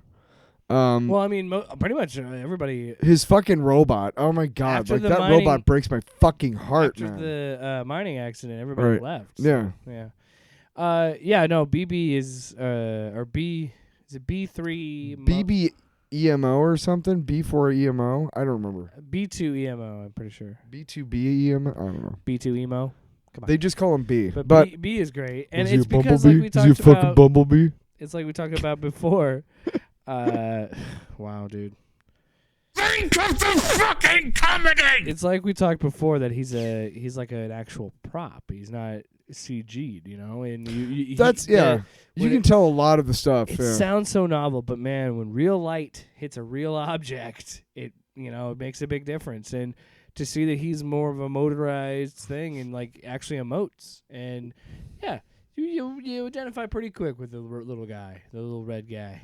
Well, it deals with the music is so good, and it deals with, again, my thinking is that this theme deals with goodbyes and whether or not, you go through your life and you think this is going to be, you think ahead and you're like, this is going to be my story and stuff. And you don't realize when you're younger, you don't realize it doesn't really work that way. It just doesn't. Life has different plans. Yeah, you can plan out your life. And I'm sure there's people who've gotten close. They're like 5 years old. They know what they want to do. They go and they do it. There's people that exist that do but that. Life happens to change things. Not a lot of people do, though. Right. But life happens sometimes to change all that. And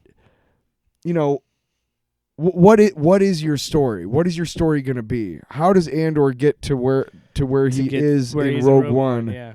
How does he get there? Which is like a 3-year span, right? This is it's like 5 years. I thought it was 5 before the Battle of Yavin. I couldn't tell you. So I would say you're probably right. Because Rogue One takes place around the same time as A New Hope. Yeah, it's literally like right before A New Hope. Like a week or two or so. Yeah. A month or two or so. So, but I remember the very first episode, I believe it said 5 BY, which is before Yavin. Okay. I believe. Either way, we're seeing this like short amount of time watching Cassian Andor turn into the guy that we saw in Rogue One, and I do love the idea that the first time we see him in Rogue One and in Andor is he kills someone to kind of let you know of what kind of adventure this is going to be.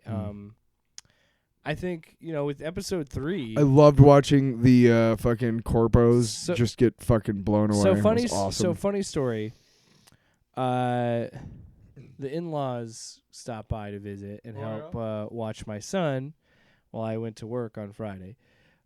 Before I went, they just were hanging out, and they had to catch up on She-Hulk and Andor, so I was like, perfect. I could get a refresher of these shows before I talk about them. But I rewatched the first 3 episodes, and I could tell you on rewatching those, I really fucking like this show. Andor, because going back and watching... Dude, Stellan Skarsgård is so fucking good, man. Well, just going back and watching the episodes again and kind of just sitting with the dialogue and everything and just like how smart brilliantly written it is. Like the part that we talked about in the last review we did, where we talked just again seeing that scene and seeing his CO just be like, look, they went to a brothel we're not supposed to do. They were drinking on duty, which they're not supposed to do. And it turns out, They yeah, got into a fight he with should have just let it go. They got into a fight with someone and they got killed. And guess what? It turns out he should have. Here's and then the that thing. dude with the mustache, who was the most logical one, gets fucked over in the fourth episode. Here's the thing. And I know people are gonna balk at this and stuff, but those corpos are clearly representatives of. They're cops. Yeah. Yeah. This show is just unabashedly fucking And anti-cop. so to kind of see that kind of authority figure, which is just like shouldn't have that kind of authority, get fucking just. And it drives just me, get fucking whoops. And it drives me so insane. And I don't get how people cannot view Star Wars as always being political. It has wars in its name. When you literally yes. When you say war, that's a political impact. Do you not know that war is political? You can't have war without politics. You literally can't. Yeah. But anyway, but just.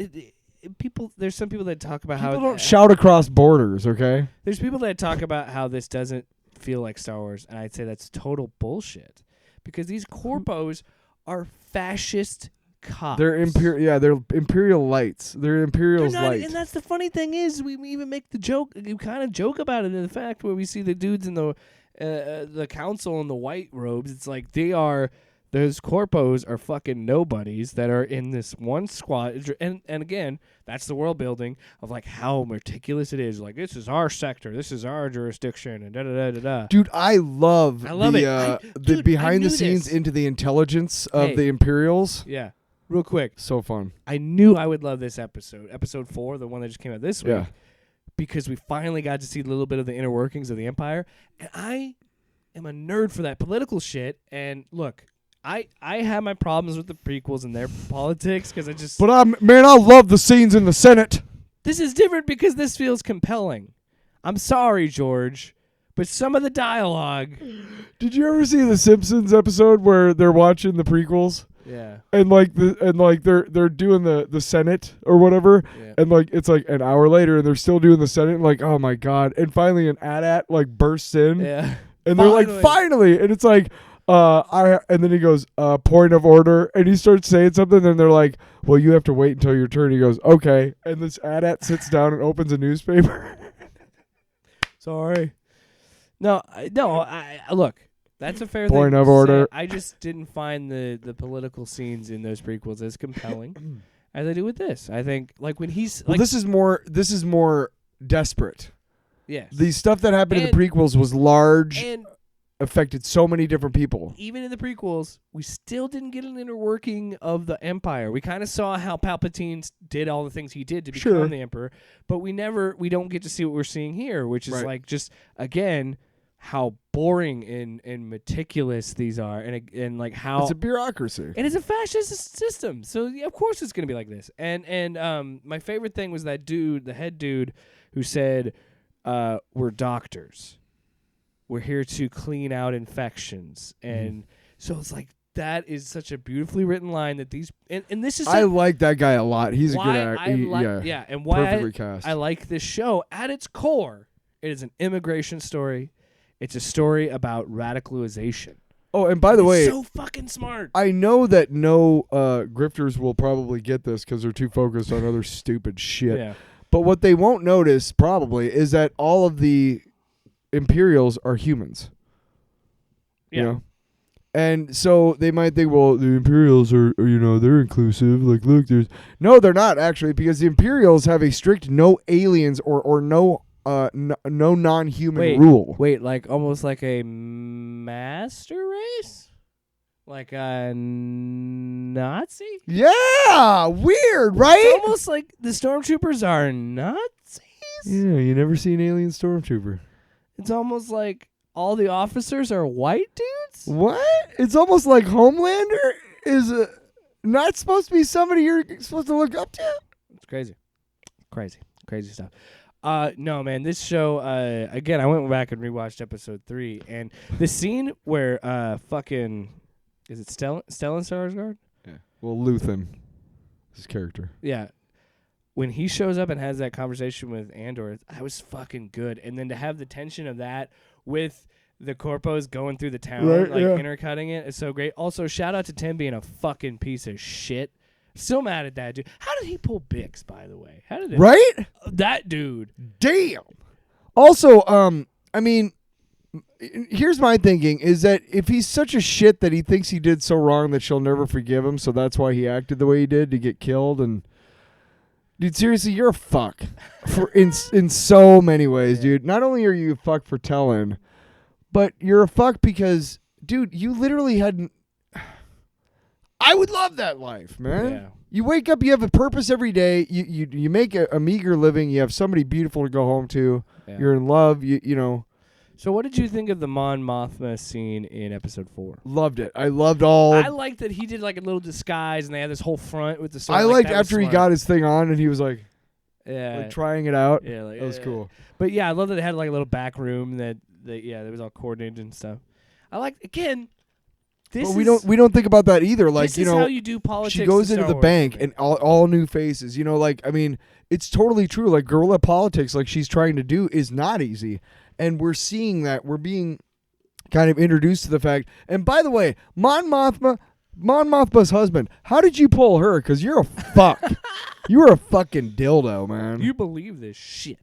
Yeah, dude, he is a piece so far. I mean, maybe they'll kind of come around on it, but so far he's clearly like a piece of shit. And I don't know. I can't imagine that she trusts him with any of the rebellion shit because he's clearly such a societal, you know, he's a society climber, you know. Nice fucking back fucking Social ponytail ladder. too, douchebag. Nice kimono, douchebag. Kimono is what I'm saying. You know, kimono, kimono, yes. Wait. Think of the fucking comedy! Kimono. Yeah. That's right. Nice. Nice. What? All right. So what did you think of him joining like the rebels in episode 4? Like, Yeah, I mean, I'm dynamic. excited to see how that goes along, but Saw Gerrera's name they got dropped. They mentioned him. Yep.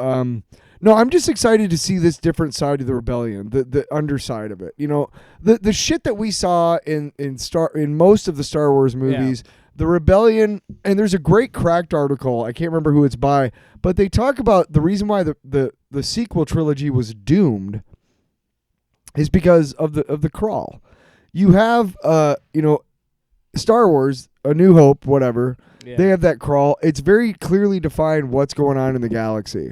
But in the sequel trilogy, it's like, what the fuck is going on? Luke Skywalker is gone. No, but what they're like, none of it makes any sense. Okay, so if the Republic is the government and the First Order is like a legitimately recognized government, then the Republic is illegally funding a terrorist organization called the Resistance to attack the First Order? Yeah. Because they can't do it because that's war. And then wait a second. They destroy the system where the capital is of the Republic and it dissolves completely? Well, that wasn't very. I mean, it's a great article because you're like, yeah, that's why. Because the scope of what's going on in the galaxy during the sequel trilogy is not known. It's not explained very well. Sci-fi only works as well as the world building. Yeah. That's why the original trilogy was so good. That's why even the prequel trilogies surpassed the sequel trilogy because the story was important, the world building was important. Okay. And he that's built. just some people's opinion. You think the the prequels are worse than the sequel? If I'm being totally honest, I don't really like the prequels or the sequel. Well, trilogy. no, but if I had to pick one, I'd rather watch the sequel or the prequels. Yeah, I really do not like those prequels. Suck it. Wow. No, the reason why I'm talking about that is because I've always liked to see. It's always been clear what the stakes are in the Star Wars era. This era of A New Hope and Return of the Jedi and Empire Strikes Back. Okay, Yeah. sorry I didn't say them in order. Somebody's gonna. Don't come at me. I can't Internet. believe you didn't know that Return of the Jedi was after Empire Strikes Back. Stupid cook. You gonna drop the mic? Sorry. it's close. Okay. Sorry about that, everybody. So this is cool because we know what the scope is in the big picture, but now we're seeing like the little people at the bottom, and that's why I think Rogue One was so successful. Yeah, because it's showing you a side of this era of Star Wars that you haven't seen before. And the You underbelly, You haven't seen them. We talked about She-Hulk being a slice of life. This is kind of like a slice of life of like what it was to live under the Empire's fascist regimes. What happens to spies after they do their job? Are they rewarded with medals and shit? I can't wait for the episodes where he infiltrates the Empire because those are going to be super intense. But what happens to like spies? Like in every they always end up dead. They either end up dead or basically discommunicate or excommunicated. Yeah. Because Get why burned, burn notice. Why Bruce would you? Campbell. Why would you want to spy after they've done their job? They can't be trusted. They're literally not to be trusted. Yeah. Well, it's like we talked about last week. The show's about So loyalties. Right. And we're who to seeing trust. we're seeing these people who will never see any sort of recognition for what they're doing. They cannot and they will not see recognition for it. The guys on the ground that are doing this to part of the rebellion to But they fight believe these guys. But they believe so strongly that they're willing to show up and do what they can. Do you think I was about to go full fucking snowflake, dude. do Do you think when I show up to protest that I expect to get fucking credit? Oh God! Well, getting it now, Mr. White Savior.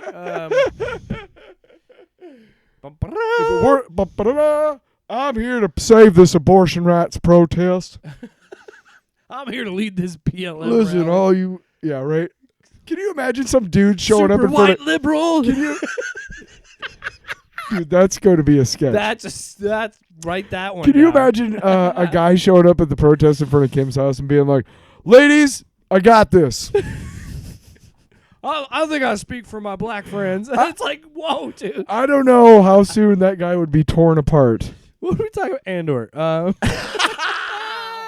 We're being SJWs like Biden instructed us to be. But that scene where Stellan Skarsgård says to him, he's like, do you want to fight these bastards for real? It's such a good, well-delivered line and such an impactful one of like how he's saying that Tyler's dying off mic. Not so much off mic. Continue. Yeah, you done? No! No. No, Think of the fucking comedy! Took it too far. when we get huge, I'm going to be like, I totally disown episode 66. And they'll be like, why? I'm like, Whoa, too we're much, talking about Star Wars. much potato Order head. 66, Too much episode potato head. 66. too much potato head. What? All right. But it's such a great, impactful line because he knows he's cutting right to the core of what Cassian wants. Because Yeah, do you want to hurt them or do you want to just keep stealing their trinkets? Yeah, it's like, oh, you're really hurting them? No, like let's get in there and fucking fight them and be a part of the rebellion. And it's cool to see. Again, it's cool that we're seeing that journey of Andor to what he becomes in Rogue One. And like I said last week, it is not that I hate prequels. It's that, again, I feel like some prequels shouldn't be made. Some things I don't really care about. This, to me, works as a prequel because it's in an era of Star Wars we've never been in. Right. They're showing me things that I've never seen before. What do we always? And it's not just being fan service. Yeah. What do we always talk about prequels? There's no stakes. With Obi-Wan especially. And you could argue Andor has no stakes because we know he dies in Rogue One. Sure. You can argue that. But it's different because in Obi-Wan, how to put this?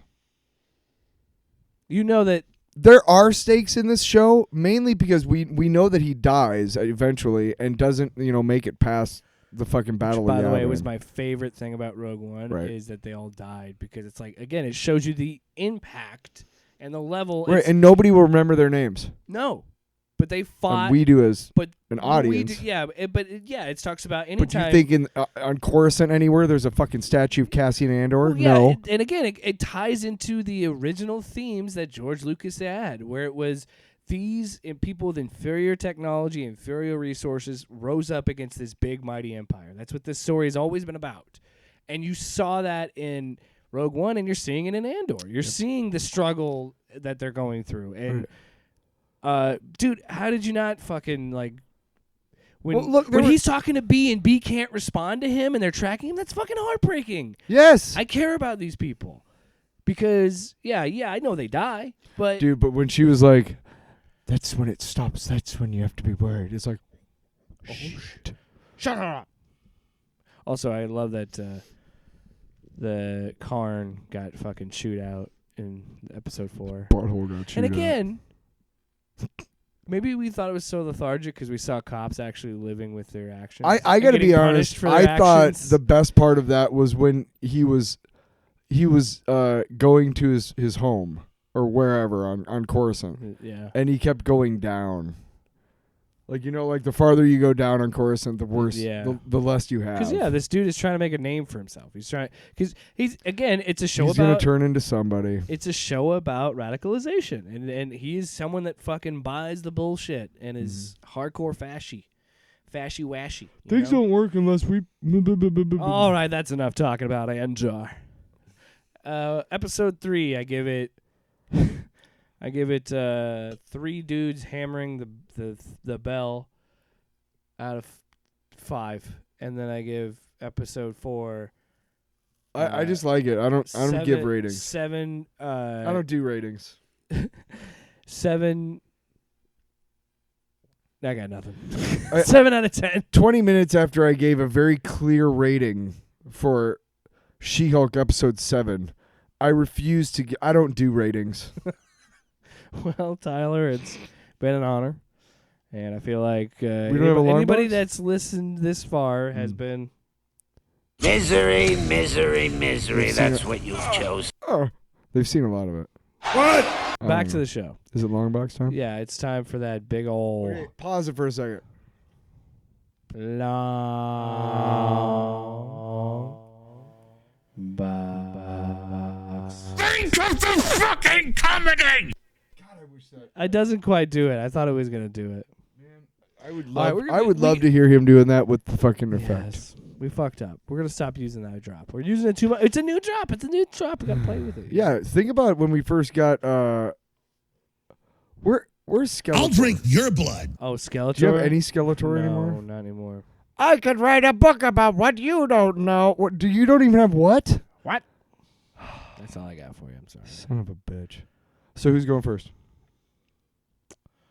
Who went first last week? I don't really care. I'm just saying, go or I'll go. Just go. You fucking go or I'll go. I don't care, man. Where the fuck were you during? Sorry. I'm so sorry. Blow out my eardrums. Where the fuck were you? Actually, you know what? At the I'll rundown start. meeting, you son of a I'll bitch. start, you cock. Okay. So mine's a video. If you're gonna criticize our show, criticize the fact that we This. don't know how to use the mics. Criticize that. That's we're a fair never criticism. prepared. Yeah, dude. You know what I hate about this show? Fucking Tyler Allen sometimes blows out my fucking speakers. Okay, fair. That's fair. Him and his cuck mouth. His cuck mouth. All Anyway. ringed with red lipstick like a girl. I want to kiss him. What? I want to kiss his mouth Anyway, I'll start. after I drink a bush. Light. I'm gonna light up this show with some facts about things that I like. Hurry the fuck up. Oh my god. My thing is a video game, so Tyler doesn't care. Oh my god. It's a game that I probably wouldn't have played if it wasn't on Game Pass, because I have Xbox Game Pass. It was something that just popped up on one of their new releases. It just popped up. It just showed up in my algorithm. And I saw the cover. I was like, oh, that looks interesting. And then I kind of looked at it. And what's cool about this game is it's a throwback to, and the genre now is called the boomer shooter. And what boomer shooter is, if it's a game like Doom, where you're fighting a bunch of enemies in an enclosed space and you're constantly just moving around the map, finding different ways to fight them and getting armor and getting health and all this stuff. And that's very much what this game is. It's unabashedly like Doom. And I keep thinking you say Dune, and I'm like, I know. Oh? I do it too. Oh? So that's why I like emphasize the M. Doom, ma. The one with the demons and the Maz. The one with the bad movie. Yeah. And you got the good one though. But the soundtrack fucking is great. I listened to it on Spotify, like just driving around. It's just so good because it's this like marching, like heavy metal I don't synth know. shit. I don't know if I believe you. Well, but the art style is really cool, and it looks like a little bit better graphics, a little bit updated N64 looking game, and Cool. I really dig how the retro feel to it. Like when you go on the there's a menu to go to different levels, and when you get on the menu, you look like fucking Super Mario. Like you're literally like walking to the next map, and then each map is super short. And I think what really gets when it boils down to me and loving it. Will you stop? Sorry. Unzipping your pants over there, man. You know, I'm in the studio. I'm in my undies, man. That's the rules. I'm a hanging I brain. refuse to wear pants during a show. All right. Anyway, it's just I think what it boils down to for me is I'm at this part where there are some like the new God of War comes out. I'm gonna dedicate time to that story-driven game, but I think a lot of the times I'm just looking for games where I can just jump in and just sit down and play like an hour or With two. myself. What? Yes, before bed. Technically, that's true. And that's the beauty of these maps. These maps are like 15, 20 minutes long if you're doing it if you're playing at a pretty good pace. Yeah. So I dig it a lot. I'm trying to convince friend of the show Luke to play with me in co-op. What's going on? Because I haven't played co-op. No, what's going on with that? Why is he? Yeah, what the fuck are you doing, Luke? You piece of shit. You got a life? You got a life outside of me? Oh, look at me. I got kids I and I'm married. fucking made you, Yeah. you son of a You bitch. son of a Just bitch. turned Joe Pesci on him. Wow. You fucking motherfucker. You fucking motherfucker, you. Nice. Oh, nice. Tyler, what do you want to talk about? Can I I'm do gonna the talk voice? about, huh? Can I do? Yes. Can I introduce it? Yeah. It's my movie, True Lies. Yeah. How'd you watch it? You can't find that shit anywhere digitally. It's on Hulu. Is it? Yeah. Oh, for a long time I couldn't find it anywhere.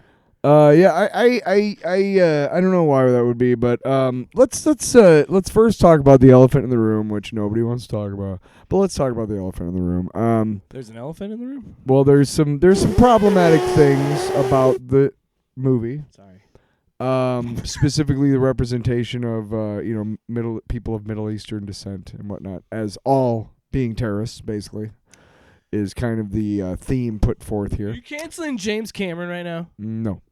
I think it's if you watch it, it's cringy a little bit, but not bad enough to be like, I'm not gonna watch this movie, you know. As long as you understand, I guess the thing is, like, the comedy just sometimes doesn't work when it's kind of directed in that way. When it's kind of directed as like making fun of somebody because they're from the Middle East. Yeah, and I think That's when it gets a little bit like, okay. But the rest of it is still pretty good. I think you're right that It's a great story. I think you're right that it is fair to point those things out. Sure. And look at them at a lens of now. That's totally valid. I think that's fair. But at the same time, yeah, it is hard to judge because it is such a product. That's the thing is like a lot of it's a movie on its outside of that. I agree. It's a fun action movie, dude. It's a great movie. It's an underrated Cameron flick. Like people Super don't talk good. about it because it's Super not good. Aliens or Terminator. Bill Paxton is like almost the best part of the When movie. he I got a fucking little dick. punches him in the car and it's just this broken Right, nose. but he was just dreaming. Yeah. Yeah. Yeah, I've been talking to this chick. And yeah. Just sort of titties make you beg. Shit, man. Sit up and beg for buttermilk. Yeah, it's a good movie. I met Tom Arnold at the station. He's actually that Were was you on really set fun. that day when Jamie Lee Curtis was stripping? Did you ask him No. that? Tom Arnold's like, you know. But you know what? Again, it's not like problematic to the point. Like here's like an example. Like Kevin Spacey. Sure. I'm probably never gonna see American Beauty again, just because I've never seen it. it wasn't that good of a movie. It wasn't like the in groundbreaking love with, movie like, an that underage everybody liked. Yes. Ugh. The thing I liked about it was that he quit his job and then he made it so that he was still getting paid from his old job, like a severance, and then he went and decided to work like at like Hardee's and just smoke weed all the time. And like honestly, to me, that was like, that sounds good. Not the underage girl part. That was fucked up. But the rest of it was like, oh cool. I would love to say fuck you to my job and be like, you know, whatever. But knowing who he is, like, okay, usual suspects sucks. Usual sucks. Usual suspects. You know they made a porno out of it called that. You know they did. Come on, what are we doing here? The Usual Suspects, starring Madison Ivy. All right. Damn. I know him by name. True Lies. Usual Suspects I can watch, even though Kevin Sorry. Spacey's in it, Yeah. because he's not like the main character, I guess. And I don't know. It's just the way that he's in the movie. American Beauty is different. It's too close to what he. You know what I mean? Does that make sense? But I have seen American Pie though. But True Lies. I got you again. True 2 weeks in a row. Shut up. Son True of a Lies bitch. is not that. True Lies is It's a weird. it's problematic in the spy point. action Yes, movie. it's problematic in the point that you kind of wish you could reshoot those scenes kind of a little Yeah. bit, but it's not problematic to the point where it's like you just caused a bunch of people to go out and start like nobody went out and started killing like And this. nobody went out and started shooting at people of Middle Eastern descent because of this movie. You get what I'm saying? Yeah. Well, I'm trying to figure out what brought this movie like into existence, because maybe it was just Right? James Cameron wanted to step out of the sci-fi pigeonhole. That he No, was kinda Cameron in. and Because I this remember came out 2 years I remember, after T2. I remember when it came out, and Cameron and the way I remembered it was explained was Cameron and Arnie had so much fun working on T2 that they didn't want to wait however many years again. So the script came along, and Cameron bought it and reworked it for himself, and da da da. Yeah. Like, not a lot of people talk about that movie. I do like that movie a lot. I think a lot of the action works. I think So much of the action is ridiculous. yeah, because it was Cameron doing a spy movie, and it was fun. And same way as with Matthew Vaughn and The Kingsman. When they People don't like that movie. I enjoy it. Yeah, right. There's the scene where he's in the plane and they're like panning away Yeah. and back again. Yeah. They literally put the jet on a rig. No Tom Cruise. No, this is how Arnie does it. No, what you're going to do is you're going to put the airplane in a rig, and then I'm going to be on there and put the green screen behind me so it looks like I'm in the air. No, I'm not going to learn how to fly the fucking plane. That was terrible. I don't know where that went at the end. Yeah. Fucking plane. Yeah. Fucking plane. No, I'm Arnold Schwarzenegger. I'm from Australia. I'm Aussie Schwarzenegger. Listen here, you want me to fight a gator, or do you want me to find John Connor? Hasta la vista, baby. I'll be back with a billabong. Okay, that's it. Shut up! Oh, Just shut up! oh, that whole that ending when he shoots the rocket, like that planning backwards, and then shoots the fucking Right, rocket. yeah, Oh, so pretty. good. No, So but good. I remember when they like. There's also the point where he's like flying it, where he's trying to take off with it, and he's screwing it up. Mhm. That was another way, and they were talking about how groundbreaking that was, because previously you weren't able to see somebody in the pilot seat because they don't know how to actors don't know how to fucking fly. So they were talking about that's how it was groundbreaking that they could show Arnold actually in the plane, looked like he was flying Yeah. it, but it was just a crane. And I was like, I remember at the time I was like, that's pretty cool. Now I see it. I see those scenes because it's, it's pretty hard to not see the fucking yeah. bad green screen, and you're just like, ew, does not hold up, man. It's like some superhero movies. Like if you go back in the early odds and like you watch them, you're like, oof. Like that first X-Men movie, those fight scenes. They're like, we clearly didn't know how to shoot this yet. yeah. Didn't quite know how to do this yet. What? There's one part where like he gets thrown, like Wolverine gets thrown, and he like, I think it's the final battle at the top of The Statue of Liberty. but he gets thrown and he takes his claws and like somehow like uses them to flip himself around, like a stone part of Do the. you know how long it's It's been so since I've seen dumb. those movies? No, but I remember very distinctly when I first watched it, I was like, "That's what? That's not how Wolverine. What? He's got adamantium." So basically, yeah. Anyway, True Lies for Tyler. True Lies, great movie. It's on Hulu right now. If you get a chance, go check it out. Yeah, it's a kind of a one of a kind movie, and it still holds up. Also a rare one and done for James Cameron. Didn't get a True Lies 2. Speaking of that, False Truths. That's the sequel. I thought it would be great now. Come on, you're gonna just walk past that title? Yes, because it was terrible. I don't care what you have to say now. Fuck you. Fuck you and the horse you rode in on. We're running. Speaking of horse, We're almost how about the horse that he fucking commandeers to run after him, Oh yeah. and then almost tries to jump him off a building? Like, Come on, stop trying to fuck my wife. what kind of a cop are you, Dylan? Dylan? I mean, we're almost at 2 hours. Really? Yeah. Yeah, I gotta get out of here. Yeah, get the fuck out of my house, you piece of shit. I'm tired of being in here. Cooper's all sitting over there. You looking at? Hey, Cooper. Oh, come here. Oh, you're bringing the dog into this? Yeah. Yeah. I'm gonna bring your dog into this. Don't bring my dog into this fight, cause I'm gonna take you And out take a bite, tonight. and we're gonna eat some Funyuns, cause that's what's on the table. I got nothing. What are you trying to make me? I'll drink your blood. I don't drink songs. I don't drink songs. Think of the fucking comedy! Trying, man. One more, Tyler. Which one's it gonna be? Rope drop will end the show. Try one from the top. You're spending a lot of Drop. time down there. Godspeed, Spider-Man.